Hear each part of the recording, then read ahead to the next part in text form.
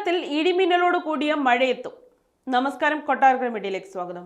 സംസ്ഥാനത്ത് വരുന്ന 16 വരെ ഇടിമിന്നലോട് കൂടിയ മഴയ്ക്ക് സാധ്യതയുണ്ടെന്ന് കേന്ദ്ര കാലാവസ്ഥാ വകുപ്പ് അറിയിച്ചു.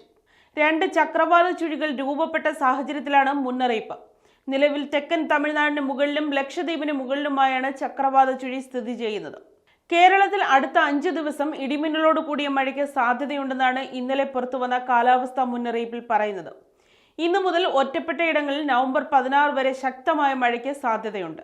ഇന്ന് ആലപ്പുഴ, തൃശൂർ ജില്ലകളിലും നവംബർ 16-ന് എറണാകുളം ജില്ലയിലും യെല്ലോ അലർട്ട് പ്രഖ്യാപിച്ചിട്ടുണ്ട്. ഒറ്റപ്പെട്ട ശക്തമായ മഴയ്ക്കുള്ള സാധ്യതയാണ് പ്രവചിക്കപ്പെട്ടിരിക്കുന്നത്.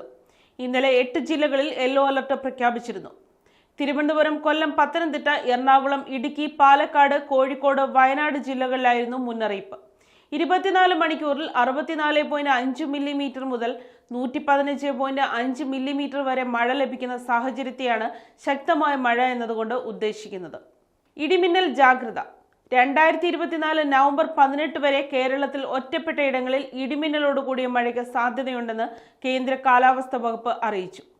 ഇടിമിന്നൽ അപകടകാരികളാണ്. അവ മനുഷ്യന്റെയും മൃഗങ്ങളുടെയും ജീവനും വൈദ്യുത ആശയവിനിമയ ശൃംഖലകൾക്കും വൈദ്യുത ചാലകങ്ങളുമായി ബന്ധിപ്പിച്ചിട്ടുള്ള വീട്ടുപകരണങ്ങൾക്കും വലിയ നാശനഷ്ടം സൃഷ്ടിക്കുന്നുണ്ട്.